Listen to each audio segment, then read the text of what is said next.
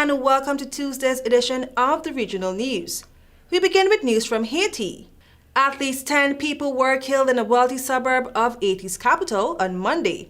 There were reports of looting and thefts of electricity equipment, cut the power supply as lawlessness spread to affluent areas and gangs tightened their grip on the city. A witness saw at least 10 dead bodies, some of which had bullet holes on Monday morning in the streets of the outskirts of Port-au-Prince. A witness saw at least 10 dead bodies, some of which had bullet holes on Monday morning in the streets on the outskirts of Port-au-Prince, which were later removed by ambulance.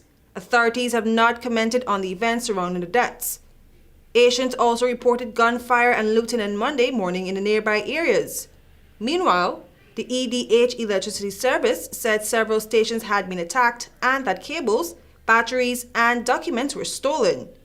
Armed gangs who have been increasing their power in recent years took advantage of the absence early this month of Prime Minister Ariel Henry to escalate violence, attacking infrastructure including police stations and government offices. Under international pressure and stranded in Puerto Rico, the unelected Henry announced his resignation pending the appointment of a council and temporary replacement a week ago.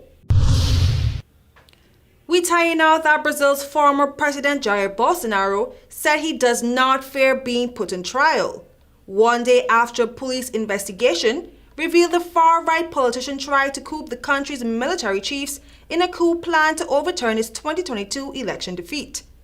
Bolsonaro did not refer directly to the allegations made by two armed forces commanders that he had summoned them to discuss a possible coup that prevent leftist President Luiz Lula da Silva from returning to power. But he did refer to a trial he could face as evidence amongst of his efforts to convince the military to step in. Bolsonaro had denied planning a coup after his election defeat, which he never conceded. He left for Florida to avoid handing the presidential sash to Lula, and days later Bolsonaro supporters stormed government buildings in an attempt to provoke a coup. And now for some international news. Hundreds in Cuba's second largest city, Santiago, engaged in a rare public protest, prompting Cuban President Miguel Diaz-Canel to call for a dialogue in an atmosphere of tranquility and peace. Protesters in Santiago took the streets with chants of power and food, according to videos posted on social media, as blackouts in places extended for 18 hours or more a day, jeopardizing frozen food and ratcheting up tensions on the island. Cuba has fallen into a near unprecedented economic crisis since the COVID-19 pandemic, with vast shortages of food, fuel, and medicine stoking a record-breaking exodus that has been seen upwards of 400,000 people migrate to the United States. Diaz-Canel confirmed the Santiago protest on social media platform X, formerly known as Twitter, shortly after the rally concluded.